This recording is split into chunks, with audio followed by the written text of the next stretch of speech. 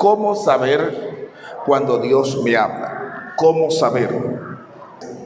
¿Cuándo fue la última vez que Dios le habló a usted? ¿Cuál sería la respuesta que usted tendría? Si alguien le hiciera la pregunta, ¿cómo hacer para saber cuando Dios me habla? ¿Qué le respondería a usted?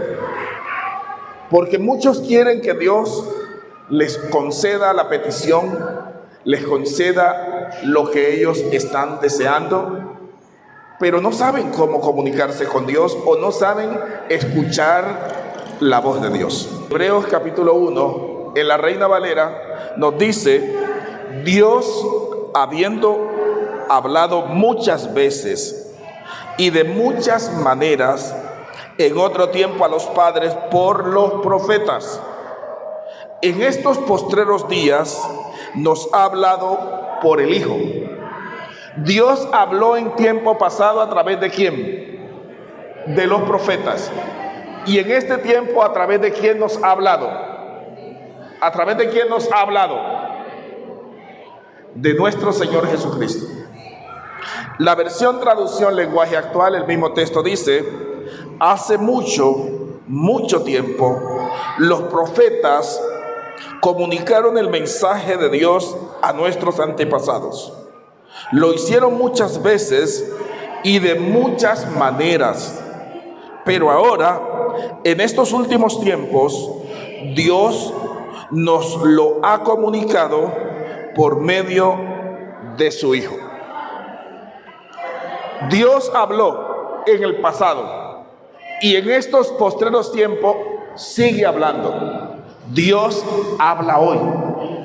Sigue hablando de tal manera como lo habló o como lo hizo hace 3,000, 4,000, 50,000 años, porque Dios es el dueño de su creación. Lo más natural es que Él quiera hablarle a su creación, Él quiera comunicarse con su creación. Por esto es importante saber cómo entender, cómo saber cuando Dios me está hablando. Descubrir eso debería ser lo más importante en cada uno de los que se quieren acercar a Dios. Los judíos se opusieron al mensaje de su Dios y de igual manera lo hace también el mundo. O sea, no solamente los judíos. Hoy en día nosotros tenemos el mensaje escrito. Los judíos se glorían de la Torá, que es las Sagradas Escrituras, la ley de Moisés, pero los padres de esos judíos resistieron esas enseñanzas, no le creyeron a Moisés, no le creyeron a los profetas.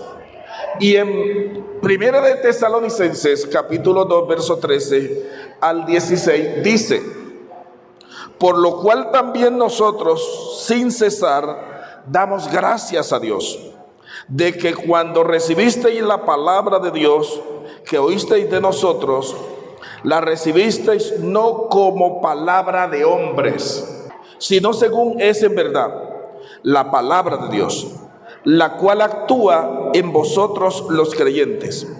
Porque vosotros, verso 14, hermanos, vinisteis a ser imitadores de las iglesias de Dios en Cristo Jesús que están en Judea, pues habéis padecido de los de vuestra propia nación las mismas cosas que ellas padecieron de los judíos, los cuales mataron, dice el verso 15, los cuales mataron al Señor Jesús y a sus propios profetas, y a nosotros nos expulsaron y no agradan a Dios, y se oponen a todos los hombres, impidiéndonos hablar a los gentiles para que éstos no se salven. Así colman ellos siempre la medida de sus pecados, pues vino sobre ellos la ira hasta el extremo. Si usted observa lo que Pablo le está diciendo a la iglesia en Tesalónica, es que los judíos mataron al Señor Jesucristo. No solamente mataron al Señor Jesucristo, sino que mataron también a sus propios profetas. ¿Por qué lo mataron al Señor? Porque no creían en la palabra del Señor. ¿Por qué mataron a sus propios profetas? Porque no creían en la palabra que Dios enviaba a través de estos profetas. Y eso hace el mundo igual. Gloria a Dios. Siempre la palabra de Dios ha tenido resistencia. No ha sido acogida por los que la oyen. Siempre. Esto en el tiempo postrero la gente se gloría, como decíamos en estos días, cuando sentimos añoranza por los predicadores del pasado.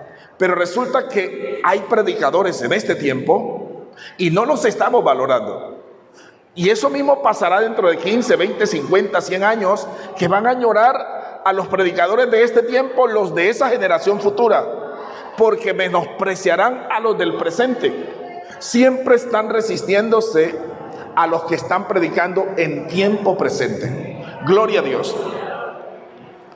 Dice, todo lo que Dios hace, lo hace a través de su palabra. Pero si es así, ¿por qué no prestarle atención entonces a eso que él habla?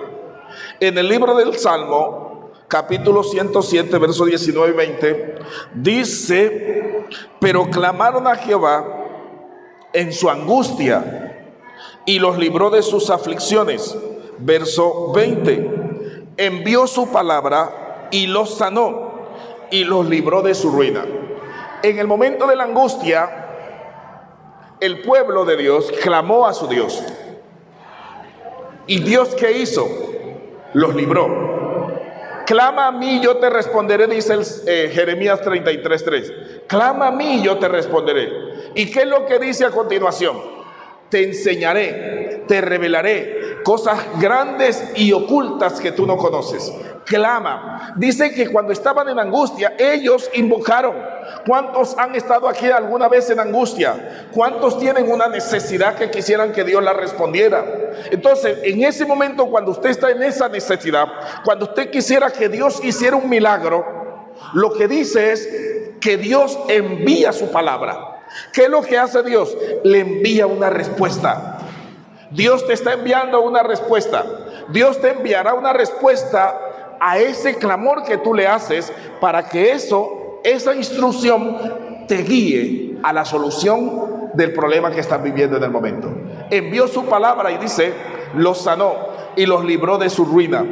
El libro de Isaías 55, 10 y 11 dice, porque como desciende de los cielos la lluvia y la nieve, y no vuelve allá, sino que riega la tierra y la hace germinar y producir, y da semilla al que siembra y pan al que come, dice el verso 11, así será mi palabra que sale de mi boca, no volverá a mí vacía, sino que hará lo que yo quiero y será prosperada en aquello para lo que la envié. Si usted entiende este texto, entonces se da cuenta que lo que dice el Salmo 107, clamaron en su angustia y Dios envió su palabra. Dice que así será su palabra que sale de su boca. No volverá a él sin el propósito, sin cumplir el propósito para el cual la envió. Esa palabra que sale de la boca del Señor es la que te va a dar la respuesta, la solución, la salida a la situación que tú estás viviendo. Debe cumplir el propósito cuando hay alguien que la oye, cuando hay alguien que le presta atención. Pero no podemos ser como aquellos de esa generación de los profetas, que cada vez que el profeta hablaba, ellos resistían a los profetas, los metían allá en el cepo, los metían en la cisterna, los apedreaban, los mataban de todas las formas y no le creían a la palabra.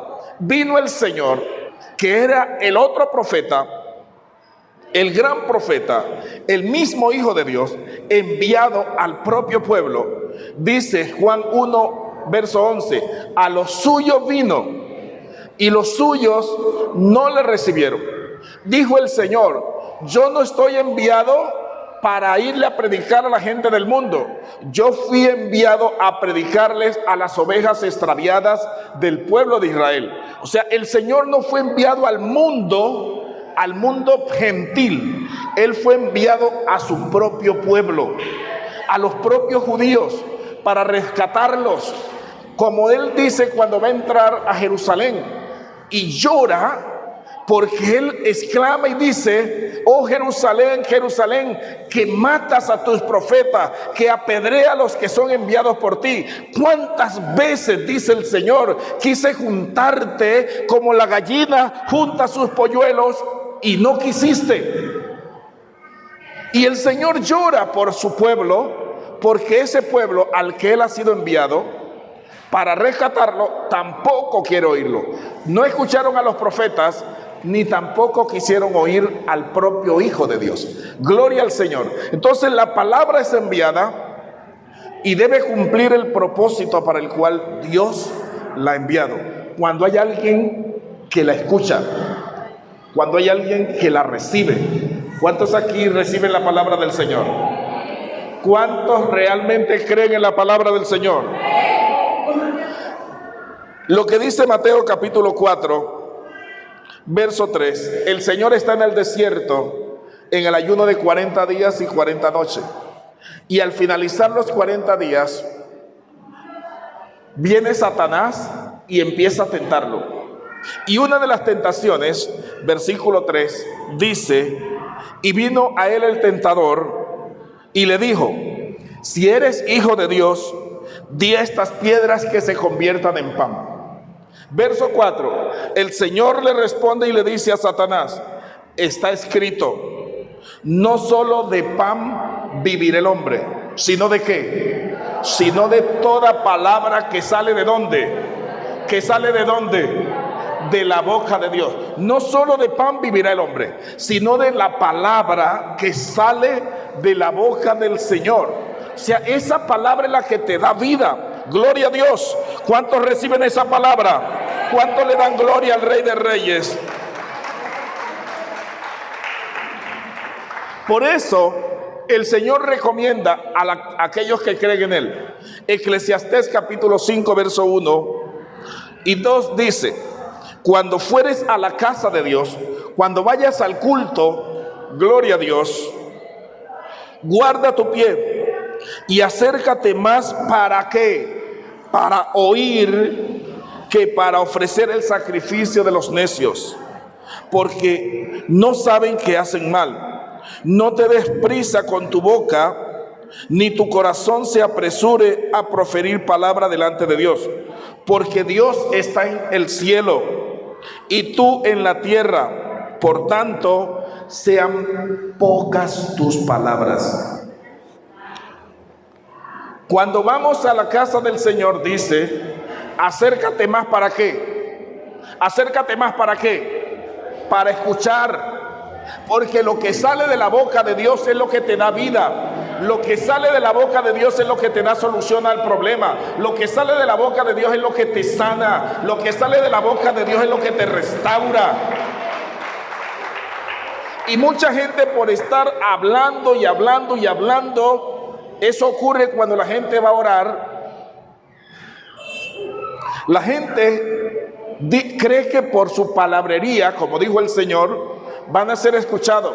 Y no, lo que dice: acércate más para oír lo que Dios te quiere decir, que para hablar. Y entonces están y hable y hable y hable y hable y hable y hable y no escuchan.